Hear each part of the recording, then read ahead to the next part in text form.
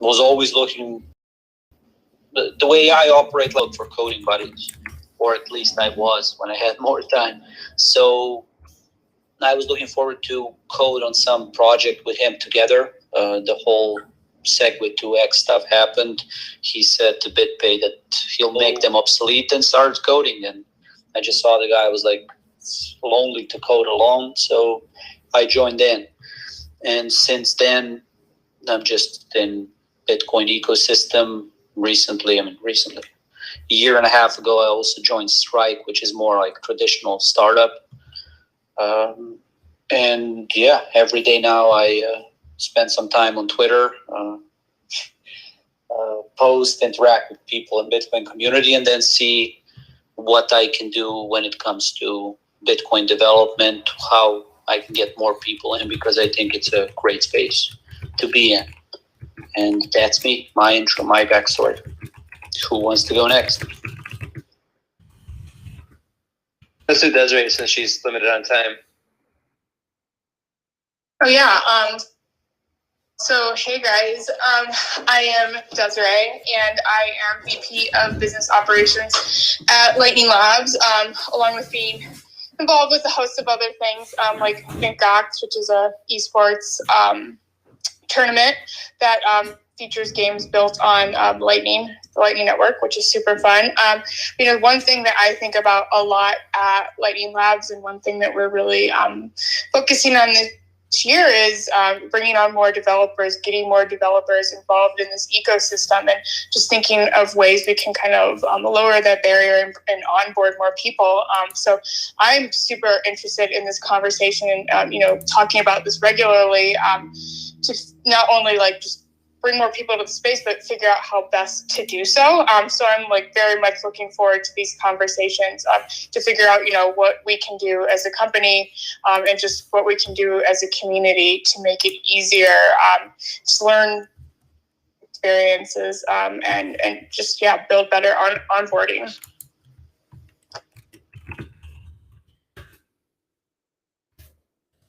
I'll go next. I've been doing Bitcoin development for the last 2-ish years. I started out in college just doing finding random projects to work on, and then just committing and doing stuff in my free time. So I started doing small stuff on Bitcoin Core, and then eventually started working on Wasabi Wallet for a while. And then after that, I kind of used my experience and leverage that into a full-time job doing Bitcoin development. So now I work at SureBits, and basically now what I do is work on Bitcoin S, which is a open source Bitcoin library written in Scala. And then on top of that, we're primarily working on DLCs, which is Bitcoin smart contracting, and that's all built into Bitcoin S. So that's where I primarily got started doing all my stuff. I can go next. My name's Justin. I actually got started with Bitcoin development. I was curious about it, and I started just teaching a free class on the internet. Just mainly I would go learn about stuff and then teach the class the next day or something, just as a hack to get myself to learn it. So I was interested in how things worked. And that class ended up running it for a year. It was called Biddle Bootcamp. And it ended up being a paid class, and it was pretty fun. And a couple hundred people, 200-300 people took it. Or actually total it's probably closer to 1,000 with what you include the free ones. And former students went to a bunch of companies, and I think many of the Bitcoin companies have a former student of mine, which is cool. And but now recently I've been working in the Rust Bitcoin ecosystem, specifically on BTK, but Bitcoin Dev Kit. It's a nice way to build Bitcoin wallets. And in particular, I'm working on trying to make Rust hardware wallets with Rust, and also maybe hardware wallets on FPGAs, if you are familiar with that. So that's that's my story. Yeah, it feels kind of weird to see you going after your assistant Ben, Justin. Just wanted to make that observation. Yes, he is my assistant. He's not the assistant host of Austin Bitcoin Developers. He is my assistant personally. Yeah. All right, I can go. So my name is Jan, and I'm the co-founder and CTO of Swan Bitcoin. And I've been in Bitcoin probably wholeheartedly since about 2016. I've been researching and writing about Bitcoin. And I come from the startup world, so I've been doing startups for a long time, about 20 years. And in 2018, I decided to leave my prior startup, which was called Reverb, where I was a co-founder and CTO. And I decided to work on Bitcoin full time. I didn't know what that meant exactly, but I knew I wanted to be involved in it. I ended up consulting for actually a cross-blockchain scalability company, so please don't throw rocks at me. But I did learn a lot there because I learned that blockchains don't scale, which is a very good learning experience. And then I also took Jimmy Song's class, which was called Programming Blockchain, but I think now he's calling it Programming Bitcoin because it was just a Bitcoin class. And ended up, becoming really just enamored with Bitcoin and really interested in it. And I come from application development, so I originally thought I was going to work on Bitcoin, but I found that it's a little daunting. There's a lot of crypto involved, and crypto, I mean cryptography, not altcoins, and a lot of it's pretty challenging. But I jumped in there and I made some comments on some of the pull requests, which was really fun because I actually commented on a pull request by Peter Willa, who is a Bitcoin god, for those of you who have been in the Bitcoin repo. And I just came in there as a standard application developer saying hey, can we just do better code standards so that people can read the code? And he took my feedback and he didn't yell at me, and he actually made changes, which was really awesome. So I would encourage people who are scared of contributing to open source. Sometimes contribution can just be a matter of looking at other people's code and offering your opinions. I also did a little bit of contribution to BTCpay server documentation because at some point I decided to play with it and we used it as a launch pad to raise some money for Venezuela. And we had a BTCpay server instance where you could essentially pay for a piece of this mural that was put up. And that was a really cool experience, just building a small React app on top of BTCpay server. Ended up doing some pull requests there for docs. And, I'm not a Bitcoin core developer by any stretch of the imagination, but I just wanted to put this out there for people who are looking to get their feet wet in this kind of stuff. And it looks daunting. Just go into any project and just look at any piece of code that's been out there and just see if you can make a comment, because you'll learn a lot doing that.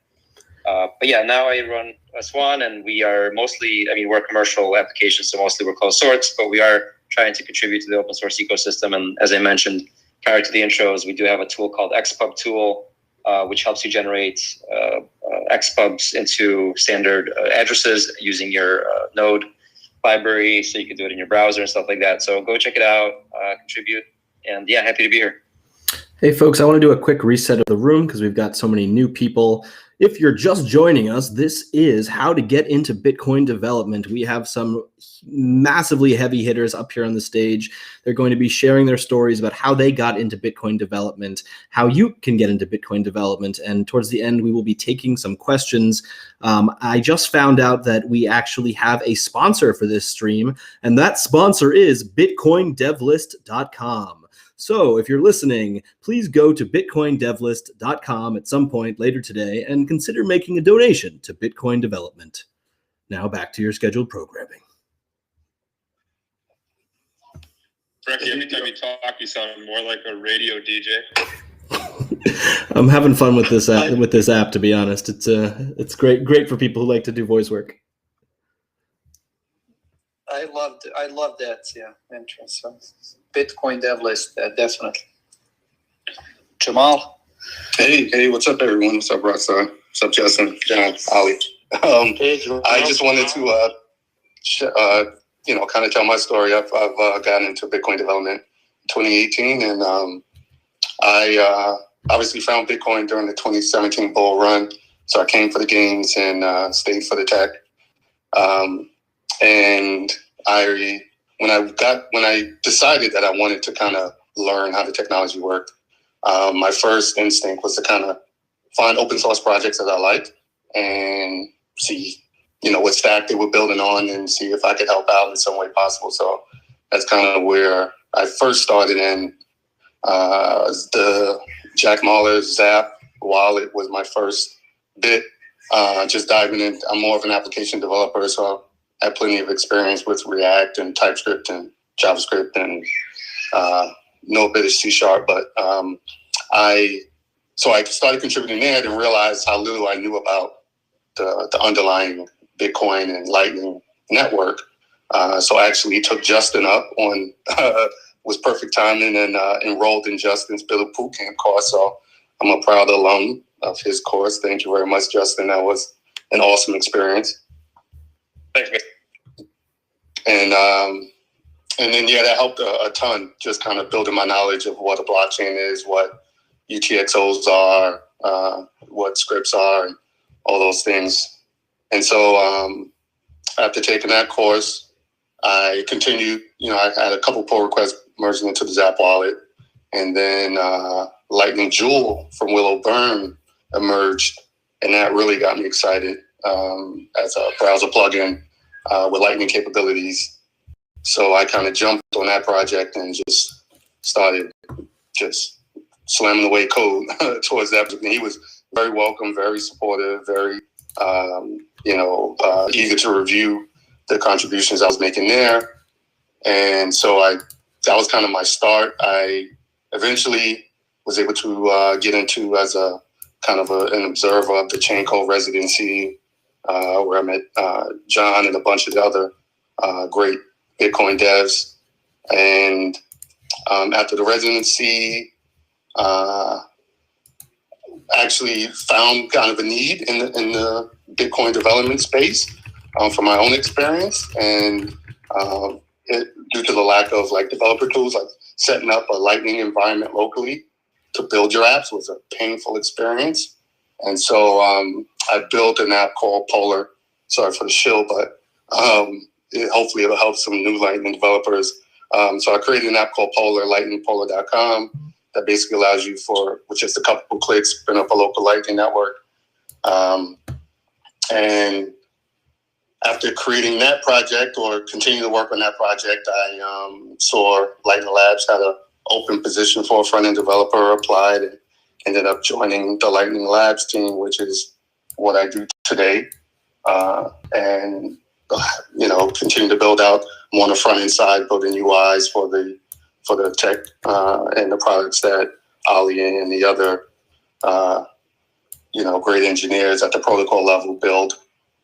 And so I think it is kind of a word of advice for newcomers. So if you have development experience and you're looking to get into Bitcoin development, I definitely agree that finding projects that use technologies that match your existing skill set and then just contribute. I know from having an open source project that I love anyone that's willing to write any comment, whether it be an issue, a pull request, or any type of feedback on the project. So, and I'm more than welcome to helping people learn more about the tech and get on board. So I think contributing probably is the number one suggestion I would make, is just kind of get your foot in the door, and you'll see eventually it just kind of snowballs. And outside of Twitter, I found the development community in Bitcoin super helpful.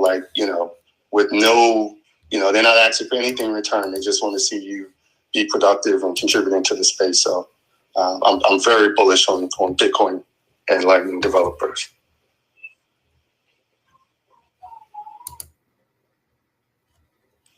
Okay, I'll go on next. Hi, everyone. I'm Oliver. I'm an infrastructure engineer at Lightning Labs. I've been a developer my whole adult life, and I was always looking for something to contribute in open source projects, but I somehow never found the right project.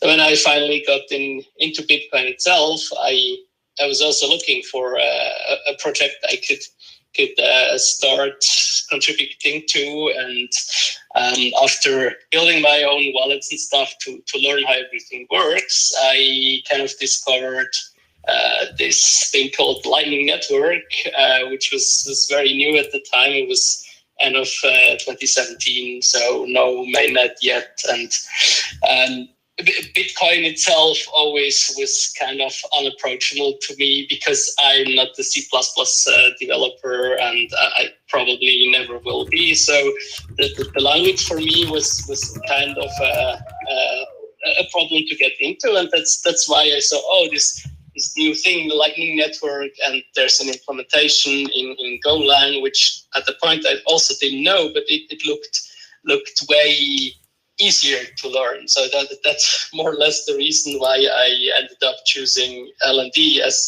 the implementation. And so I just started, played around, set up a node on testnet, and experimented. And yeah, as it is with an open source tool, if you start using it, you find stuff that you can improve. So I started doing very, very small PRs, just some changes to the documentation, updating README files and stuff like that, and ended up contributing more and more, and somehow then also ended up applying to Lightning Labs themselves, and joined a bit more than a year ago, and now it feels like I'm contributing to so many projects. And now, finally, last year, thanks to John's excellent guide, I also started contributing to core as a signer, or doing the Gitian signature, Gitian builds, and then sign them. So that's finally, I also got a way to add some value to core itself, which is awesome. So thanks again, John. That was great push on your side. Cool, Oliver. Nice.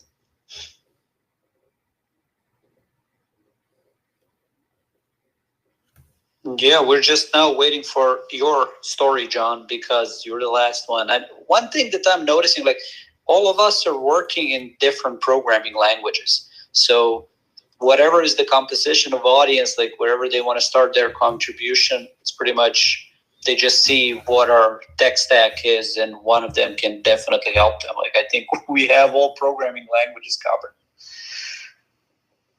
So yeah, I'll start off by saying something that might surprise some people. I didn't know C++ or Python before approaching Bitcoin Core. Well, I had done some assembly language programming and some high-level programming in languages like Ruby and Lisp. So higher on the stack and much lower. And I've done some marketing and a lot of other things, actually. I would say to just look at the project that you're fascinated by. Try to get past the imposter syndrome that everybody feels. Try to learn by observing and apply to Chaincode Labs like Jamal did and like I did. Chaincode Labs is the residency is amazing, and I mean, if it wasn't for them, I wouldn't be here. Even though I was not accepted to the residency initially because I hadn't done anything, I applied like 15 minutes before the deadline on 2 years ago on the last day of February, and I got an interview. But of course, no one knew who I was. I had done nothing in the space. But speaking with Jonas at Chaincode and 2 weeks later with John Newberry, I basically just observed the GitHub repo and watched the interactions and started writing my thoughts down in some articles that I have online, where basically you want to try and learn as much as you can and try to figure out, okay, how can I add value even though I know nothing at the moment? And the main thing that you're lacking is context, at least with Bitcoin Core. I think that the thing that accumulates with time is context and understanding lots of things in the past that you won't have when you arrive. So that's how I started, really. I've been looking at, as a software engineer, at getting involved in Bitcoin somehow, some way. I wasn't sure if I would make a startup or if I would try to be in the open source side. Applying to Chaincode basically set things in motion towards the open source side on Bitcoin Core. And then to be quite honest, I spent pretty much almost a year, every day just spending a few hours trying.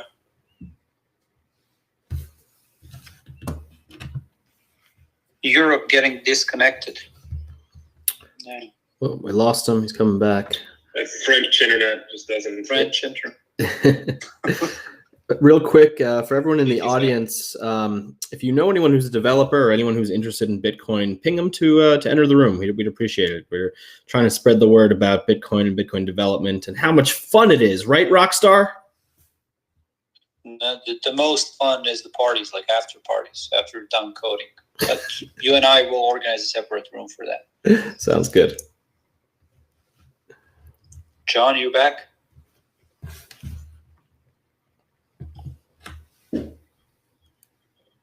Unmute. No.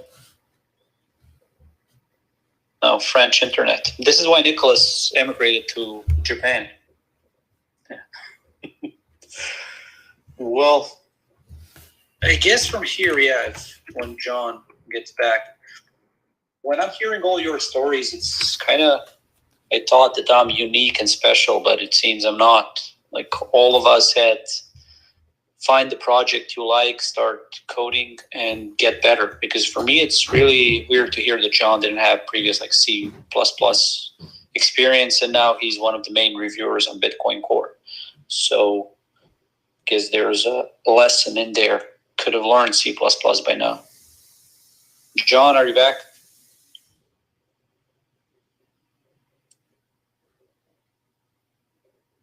Yeah, I want to just add to that. He mentioned imposter syndrome, which I think is really an important thing to note. Like I've been coding for more than 20 years, and I'm obviously like pretty proficient at it. But even so, when I enter a project like Bitcoin, it's very daunting, right? Because you have these guys who just really know it inside and out. And I think a lot of beginners, they're always very challenged by this. But that imposter syndrome, it applies forever. Like you can have 20 years of experience, you can have 50 years of experience. If you enter into a new project, you're going to feel like you don't know what's going on. But just taking that first step and commenting on a pull request is so important because it breaks the ice and it starts to feel a lot more like it's possible to do that kind of thing. And then when somebody replies to you, somebody who really knows their stuff replies to you and takes your comments seriously, you start to really feel validated. It's very important for especially beginners to do that, I think. Yeah, there's an interesting balance where you have to be sort of willing to look like an idiot when you step into something like Bitcoin Core, because some of these people have been thinking about these problems for, 8-10 years. So you're just not going to understand it as well as them. But on the other hand, you have to, be respectful and understand that, that they've been thinking about this for a long time and, follow whatever process is there. But yeah, you just gotta jump in, and you're not gonna really understand things very well at the beginning. That's just the reality. And you just have to jump in and take that risk.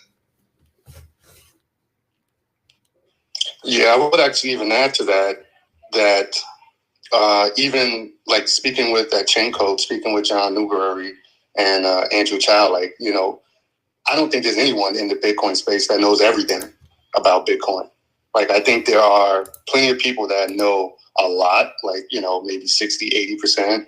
Like Peter Wooler probably knows a fair amount about Bitcoin, or John Newberry. But even John would state that there are parts of the Bitcoin code base, or, parts of, whether it's Lightning or infrastructure stuff, or, the whole ecosystem, like no one. Or the applications. Oftentimes they don't know much about the application layer. They're just really good at the low level thing, Exactly. So I think people even have that expectation of, I'll never be as good as these other guys because they know so much. But I think the important aspect is finding kind of where the portion of the application stack, whether it's applications, whether it's at the protocol level, whether it's UI stuff, whether it's, hardware wallets, whether it's mining. There's so much in this space that you can, wherever you're interested, you can kind of spend your time and your focus and add contributions there that overall help, the space in general. And still doesn't mean you need to be,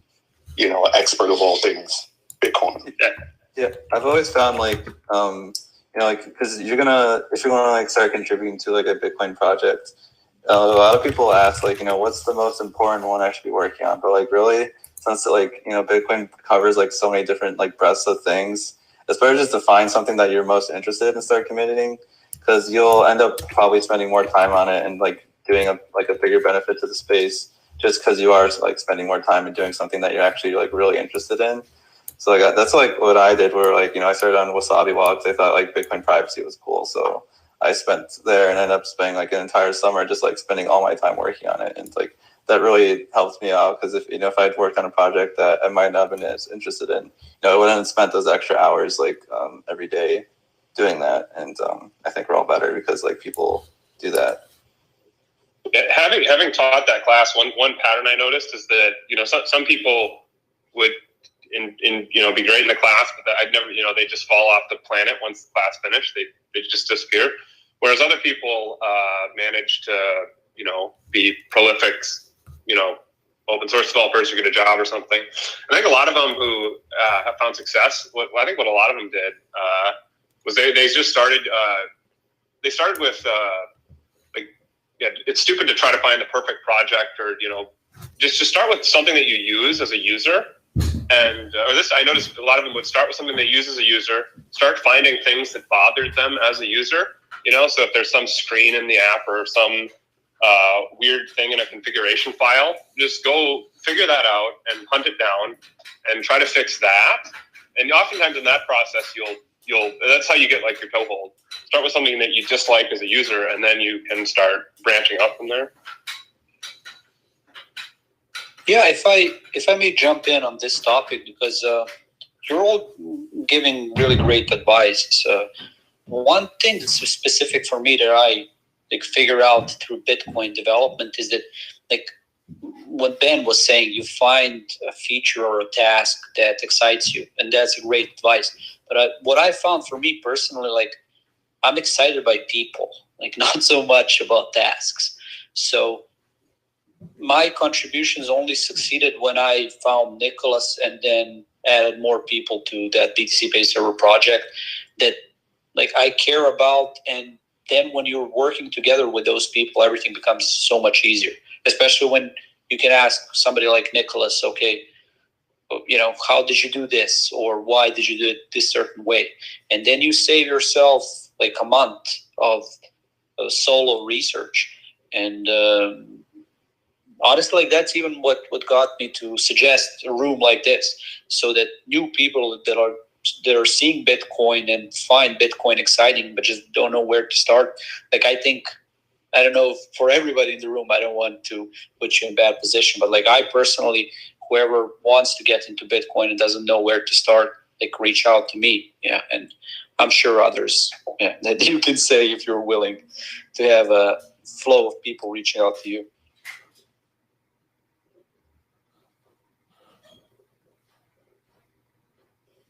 But yeah, John, are you back, man? Yeah, that's weird. Yeah. I got dropped and I couldn't find my way back. A lost soul on the internet. I have no idea what I was saying when I got cut off. I don't know when it happened. You were just talking about the Chaincode, and can somebody help with the context? I think you were talking about how you didn't know C, and like John Newberry like just told you to watch the repo, and you like started to see like the different processes going on. Yeah, okay. So I didn't get into the residency, but I encourage everyone to apply, because I think it's the very best way imaginable to get started in Bitcoin open source, you know, whether it's Lightning or Bitcoin Core or something else. And I think Jamal would agree with me on that, because we were both there the same week. Back in June 2019, it was amazing. Absolutely amazing residency, amazing place, amazing people. So I just started watching and observing and learning as much as I could. And after about 2 weeks of trying to comment on PRs, pretty lame stuff probably, John Newberry proposed to speak to me on the phone, and he gave me some encouragement and advice, and then I just kept at it. And about 3 months later, they invited me to come to New York, where I met Jamal and the residents, and spent 10 amazing days there. And then I just kept working at it. And after about almost a year, I got a grant, and started working full time on it. And so I've been doing it full time for almost a year now. Still learning. I actually remember at the residency, John, when you were kind of like still finding your way in the Bitcoin code days, and then now just a year later, it's like amazing how much you Jamal, I'm still finding my way. Every day is day one, man. Every day is day one. It just, I mean, I think you could spend 5 years in that code base and still open a file that you'd never seen before. But that's just the way, that's just how it is, you know? You have to learn to be a continual beginner. I mean, I feel like a beginner all the time.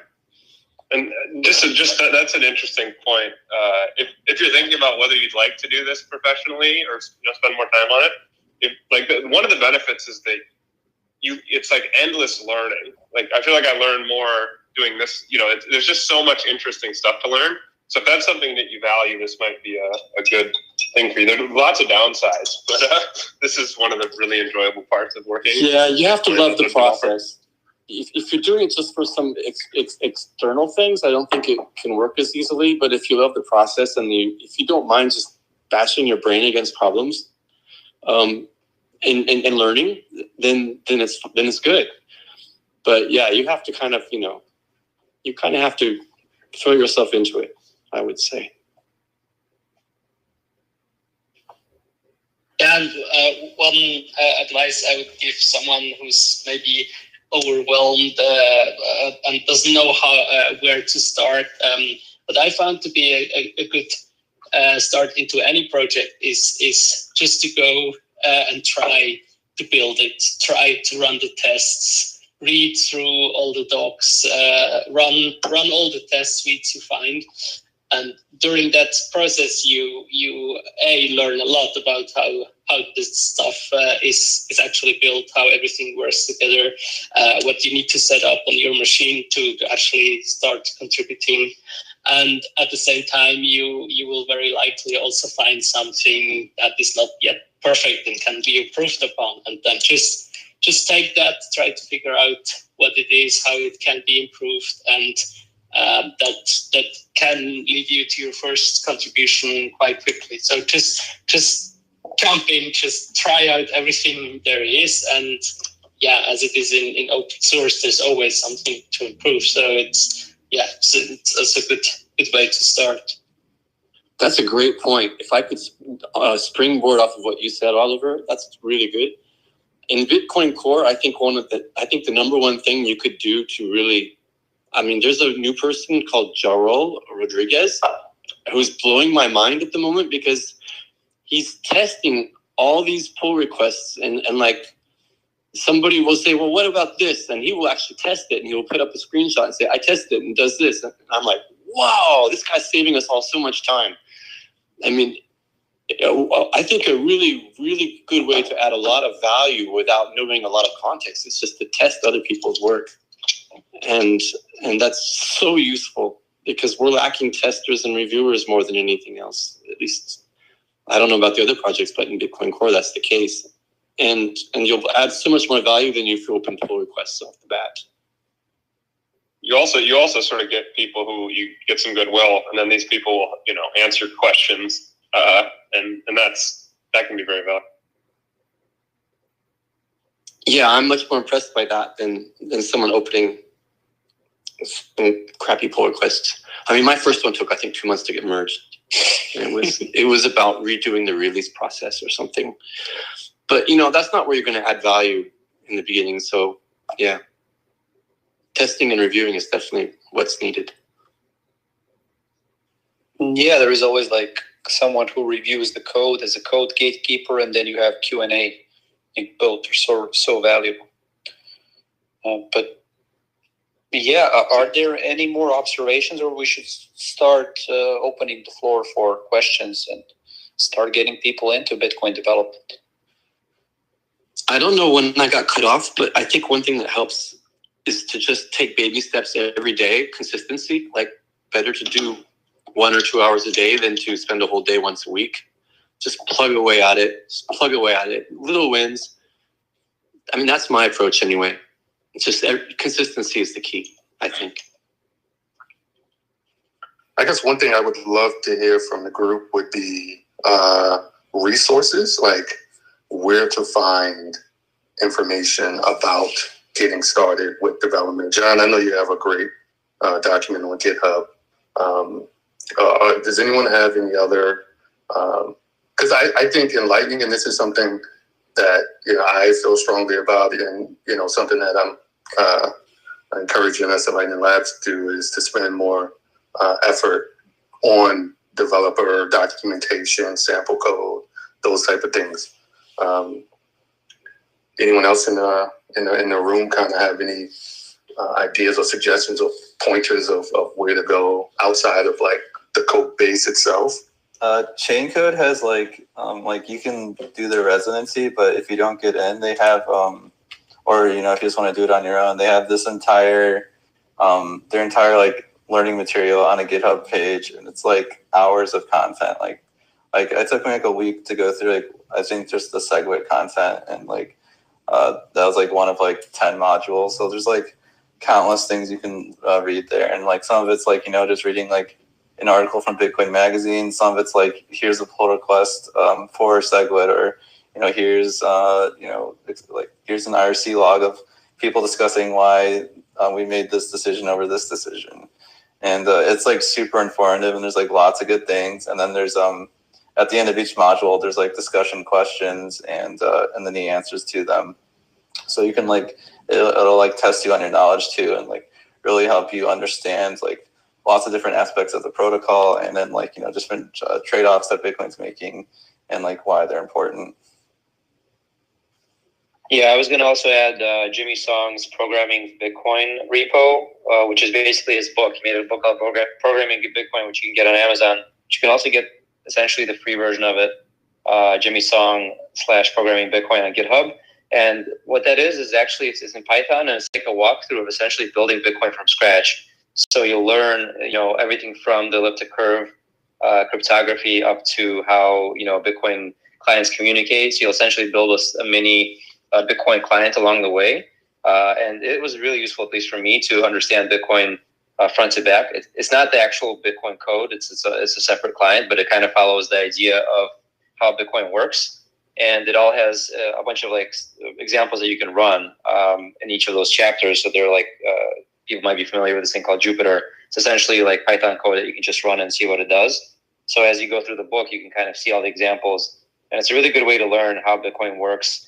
And once you do that, I think you'll have just a very good understanding of all the pieces that comprise Bitcoin. And then you can decide whether you want to contribute there or somewhere higher up the stack or to Lightning or whatever. But I think this is kind of a good prerequisite to just get a good grip on the functionality. Yeah, I can add to that I've started doing these weekly casts that are focused on BTCpay server development. So I don't know if you're intimidated by Bitcoin D or LND, then you can maybe jump on those casts, because most of what I do is like application development on top of Bitcoin D and LND and how you can use those APIs. And I also try to keep stream as informal and entertaining as possible, because I'm trying for as wide audience as possible. This week, for example, I will be doing more of those Easter egg pages in BTCpay server. It will actually, the one I'm doing is Jack Dorsey. I still need to announce it. He approved it. It will be a joke with all the Twitter bans and everything else. So you can also join those for getting started, but it's more like application development, not Bitcoin D and LND. Andrew Chow kind of does the same thing for Bitcoin Core. You can just once a week he goes on, and you just follow him on Twitter. He'll announce it. He just goes through. It just works while streaming, so you can actually see him review pull requests and. It's every Monday. Yeah, he does.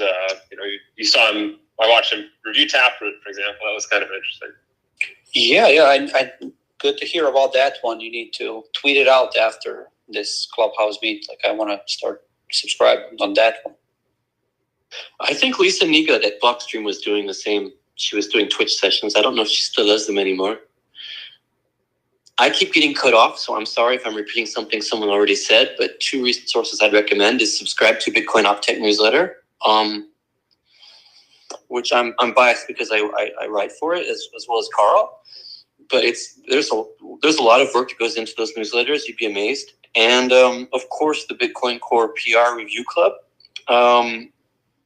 Join in, participate, and once you feel comfortable, host a session or 2. And I think that's a fantastic way to really get involved.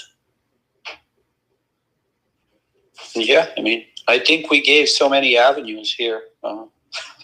We should start bringing up maybe people for Q&A, hear the questions. Everyone okay with that? Sounds good. I'll take that as yes. So let's see who raised the hand. Michael. See if Michael is around and will join us. There we go, Michael. Hey guys. First of all, thanks for hosting this room. Learning a lot from you guys, and thanks for contributing to the Bitcoin programming code and all the things that you guys do behind the scenes. That I'm sure is, not always the most rewarding job, but it's appreciated. So my question is, I'm a Bitcoin maximalist, and I'm in the process of setting up my own node, but I was using Umbrel. I was just wondering what you guys thought of that, as far as like a starting point to setting up your own node. I think it's a great option. Keep up the good work. Yeah, I think it's one of the best ones I've seen out there as far as like self-contained node in a box type of environments. It's beautiful as hell. I mean, That's Luke Childs, right?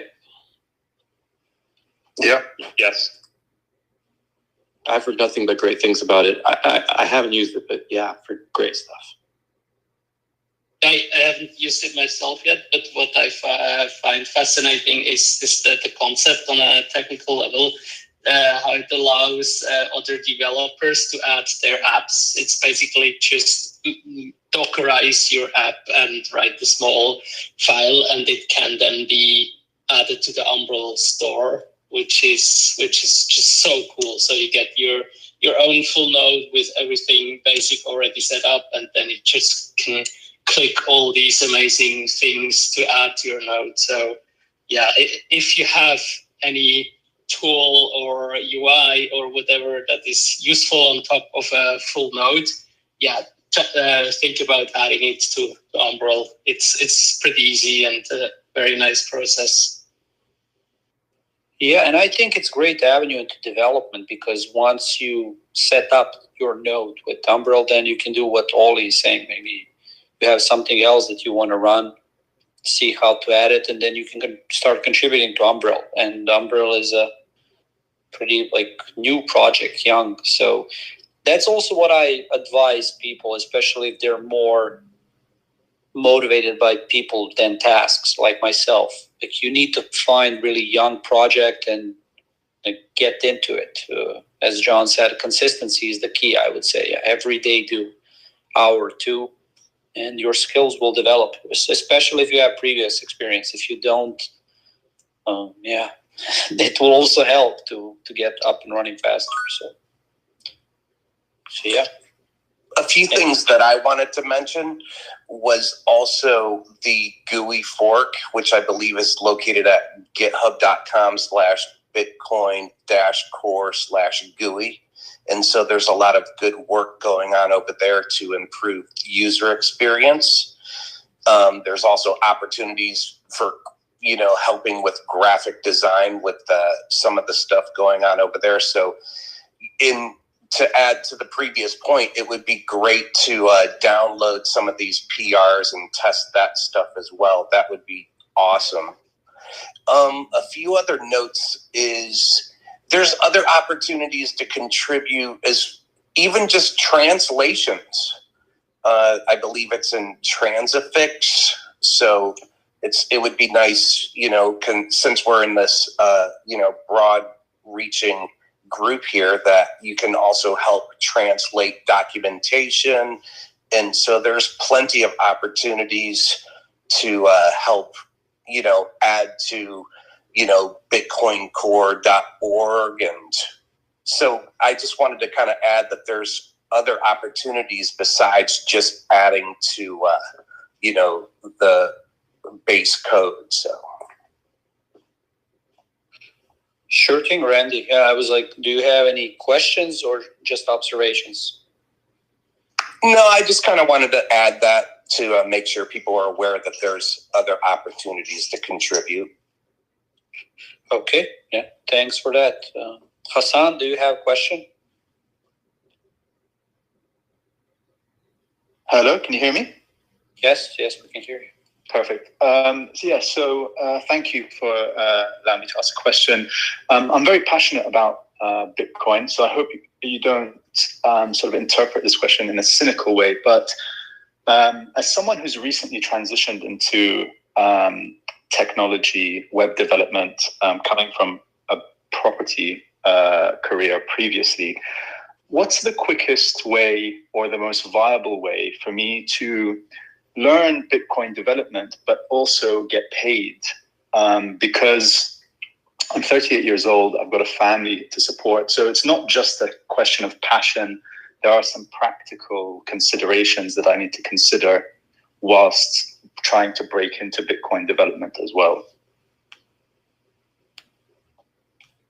Yeah, anyone who wants to take a stab at this?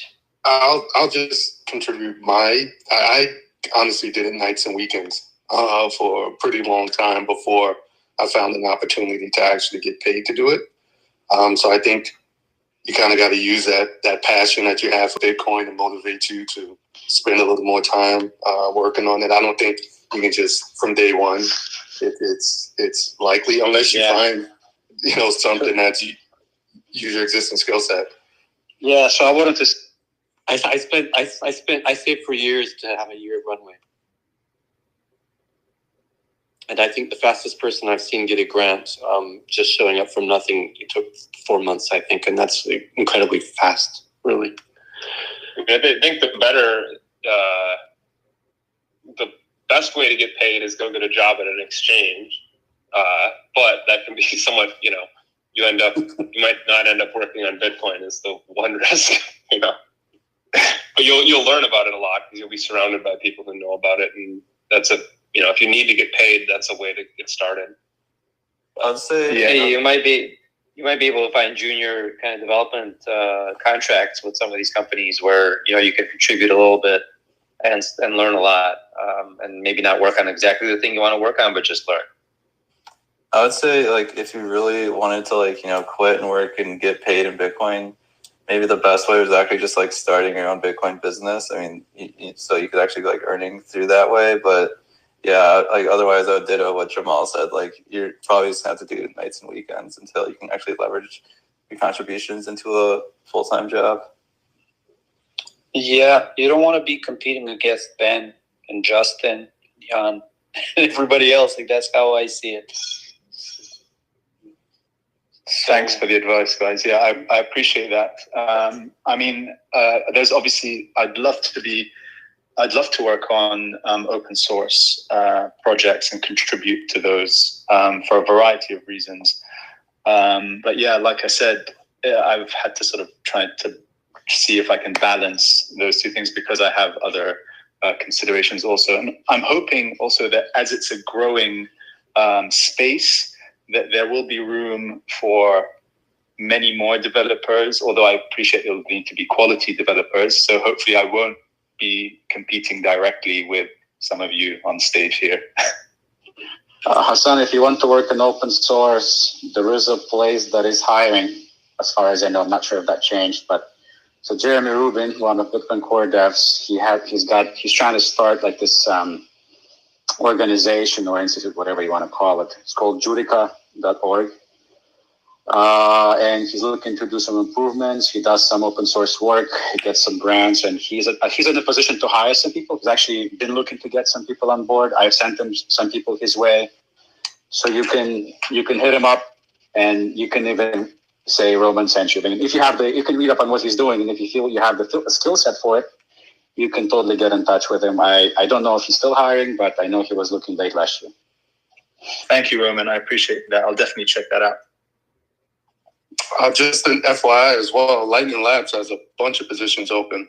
If you go to lightning.engineering, not sure if any of those fit your experience or not, but just something to check.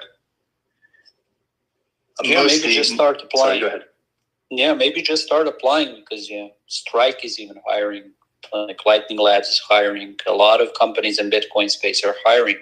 It's just, can you communicate and get the position that will allow you to grow also? Thank you. My existing tech stack is mainly programming languages I'm familiar with, are JavaScript and Python. And judging from the advice earlier, some of you have gone down the route of sort of sticking to the stacks that you know. So maybe that's something I should consider doing also.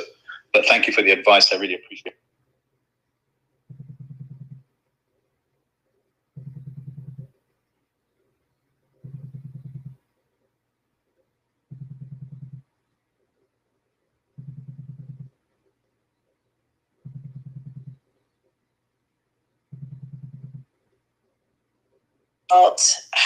Someone who understands problems, and the development part is actually working on the solutions. I don't necessarily think development is coding.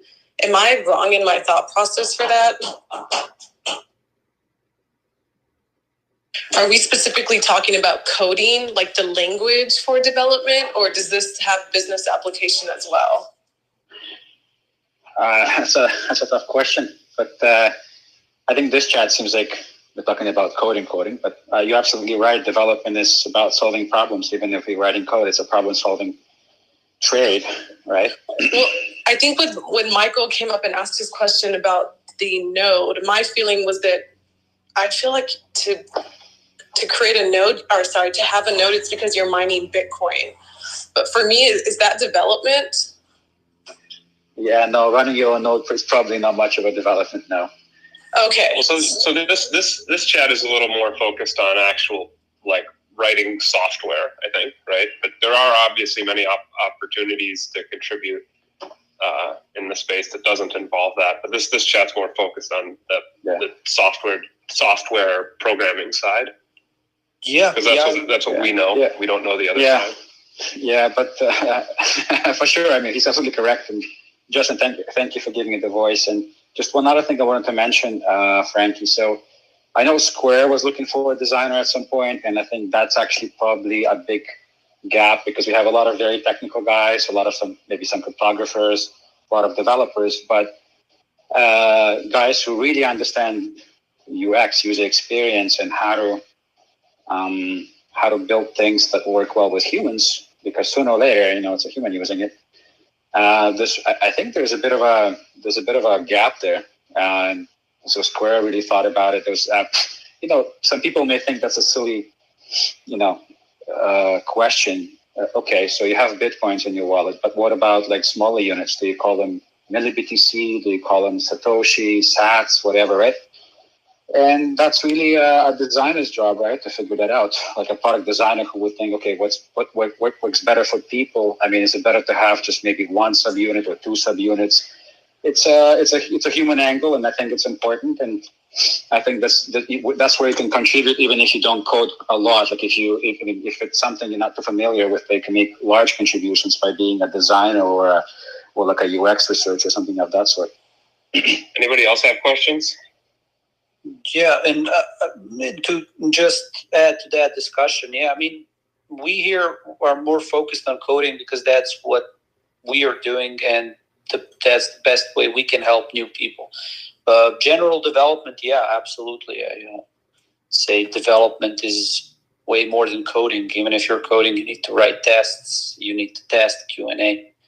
But what we wanted to do here is just be a resource for anybody that wants to join Bitcoin development in a sense of coding.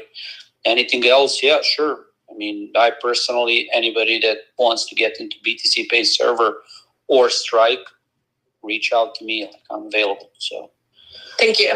No problem. Any more questions, or we should start closing this one down?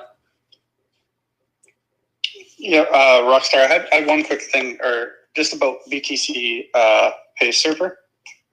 Sure. Is it possible? Like, okay, so I'm charging clients on a monthly retainer, using my services. I would like to get paid in Bitcoin, but it's probably cumbersome to have my client, switch his fiat over to Bitcoin. BTCpay server is perfect for this. I use it just for this. Okay, so awesome project. I'm using Stripe right now currently, and I'm charging this client, like my clients, on a monthly retainer. Can I just have him import, like once I have his Visa information, get it converted to BTC right away, or is that possible with BTCpay server? Not directly, because with BTCpay server, maybe what John is using, there are pool payments where you can submit the link to your customer, and then whenever they click that link, the invoice is generated for them. That's right. The payment requests. Yeah, they're really good.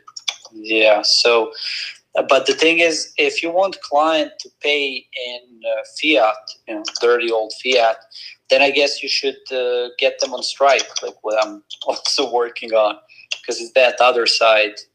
Like fiat is so hard, so regulated, and just conversion from fiat to Bitcoin is not so easy. So I would recommend that your customer looks into Strike or any service like that essentially turns fiat into Bitcoin. So, yeah. Okay. Thank you. Yeah, sorry, I misunderstood you. I was thinking that your clients wanted to pay you a, say, US dollar amount, but actually in Bitcoin, or you wanted to have him pay it to you in Bitcoin and convert it at the moment of invoicing. And BTCpay works really, really well for that. Absolutely fantastic project. Yeah. So what I was thinking, like, okay, so I have him on, like, every month, say the first of the month, right? I charge his Visa card or his credit card automatically. But I would just like to make that process seamless on my end. So I know it's converting to Bitcoin right away. I don't know if that makes sense. No, it makes sense. It's just, not possible. Although you can code it, man. You charge his credit card with Stripe, then you have your own code that exchanges it on some kind of exchange. There we go. We get you into Bitcoin development. Yeah, using an exchange API, you could automate it, but yeah. Let's see if anybody else has any questions. Randy, again. Yes. Quick question.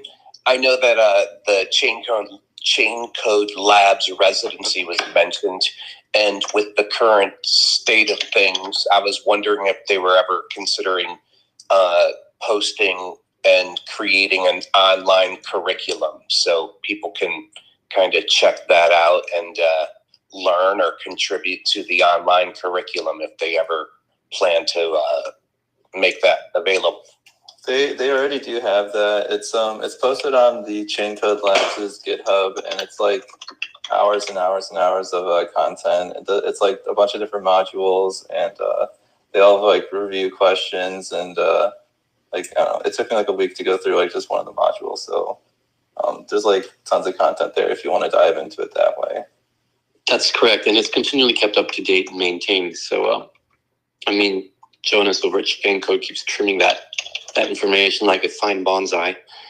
Definitely worth your while. Yeah. Well, let's see. We have one more question. And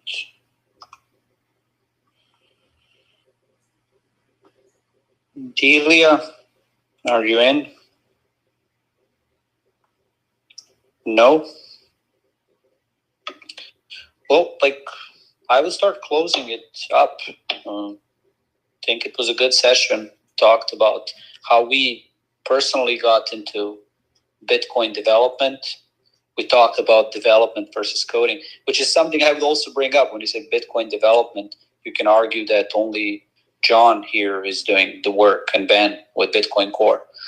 Rest of us are tagging along, working on upper layers. But the way that I see it's an ecosystem, and it's like rising tide, because in the end, we all want better money and want to work on it, like open source money. So yeah, I would start closing words from me is I find this whole ecosystem really exciting, and probably one of the most exciting aspects is that it's bringing this cypherpunk philosophy to forefront.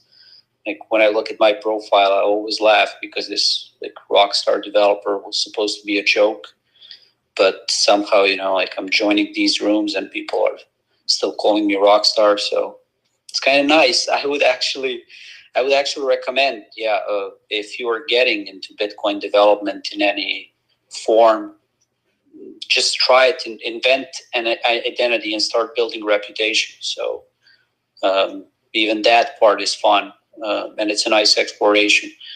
So yeah, if there is any way I can help on your, road and path, reach out to me. I have Twitter presence. I'm on Telegram channel, chat.btcpayserver.org, Zap, Slack, all the different channels. Like I'll be in Clubhouse, so I'm available. Reach out and let's get more developers into Bitcoin.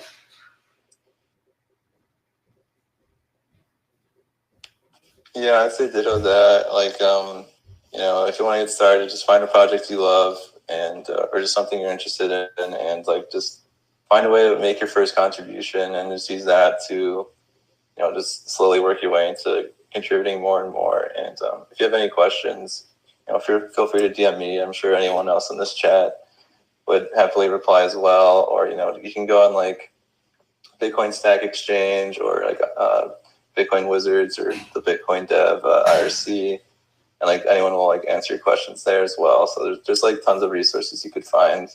It's really just about getting started, and making that first contribution is really what will probably like lever you up a lot.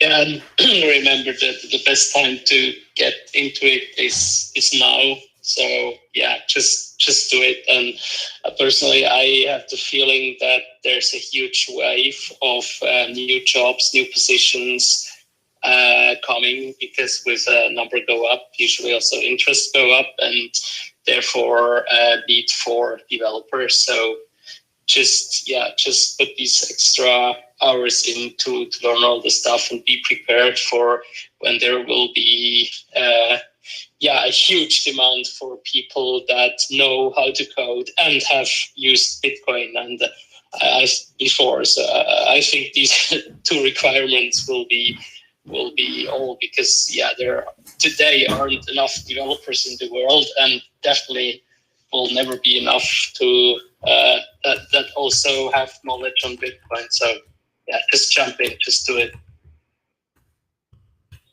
Yeah, when I started 2 years ago, it was the bottom of the bear market, and things were a lot harder. I think what Oliver just said is very true.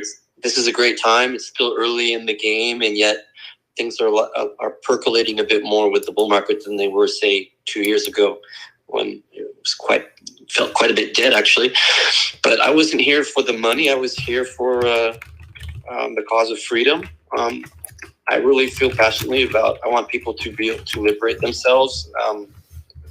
And I think it's quite scary, the wave of authoritarianism we've seen last year in 2020. And there's going to come to a head, I think, between Bitcoin and the freedom principles that it espouses, and people wanting to be independent and autonomous, versus the state that's gaining ever more power against those principles. So, yeah, I'm not really here for the money. I'm glad if I'm able to survive doing it, but you have to find your reason in the space, and it's early, and I just encourage people to get involved as well as they can. Take baby steps every day and just go for it. Okay, if I may add on to that point, like one thing that I find beautiful in this Bitcoin ecosystem is even when I disagree with people on a bunch of other topics, which is like often, it seems, we somehow come back together. Like Bitcoin brings us back together because it seems there is this prevalence of belief in human freedom and like providing tools to ensure that freedom is not infringed upon. So it's really exciting space to be in exactly because of that. And like everyone in this, like from speakers, I love each one of these persons and look up to them. So a great space to join, and I would encourage you to join us. So Jan, Justin. Yeah, I would echo that. I mean, Bitcoin is such a cool place to do work, whether it's, working on Bitcoin Core or Lightning or just working on an app.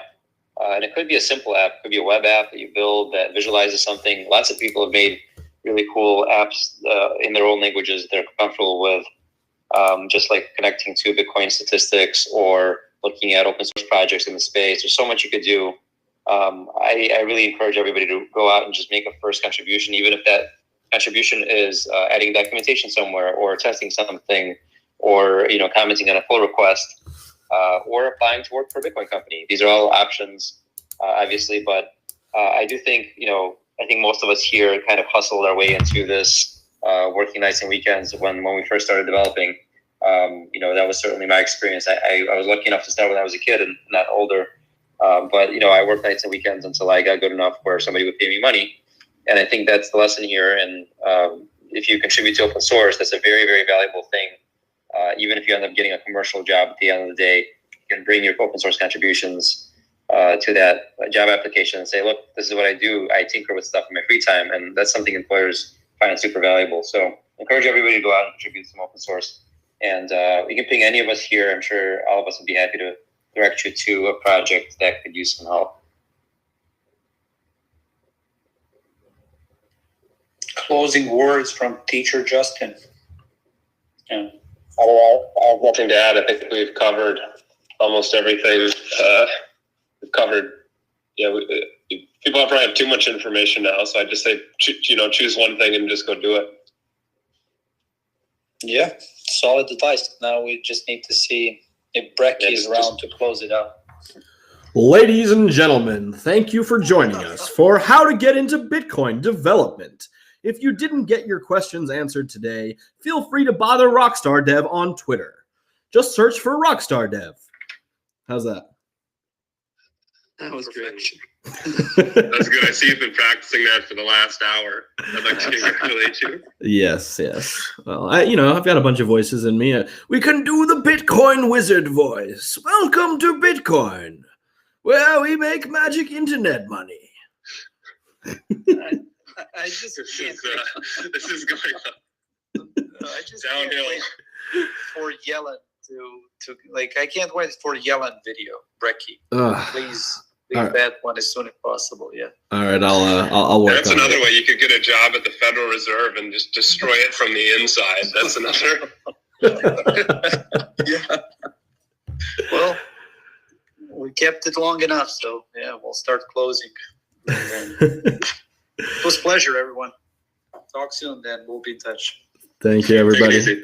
Give Cafe Bitcoin a follow as well, or any of these mods a follow. And anytime they are talking about Bitcoin, you will get notified as well. We're hoping to do more of these conversations. So devs, you're welcome anytime. I'm happy to put on my radio voice for you. And I think that is it. We will see everyone later. Go buy some Bitcoin.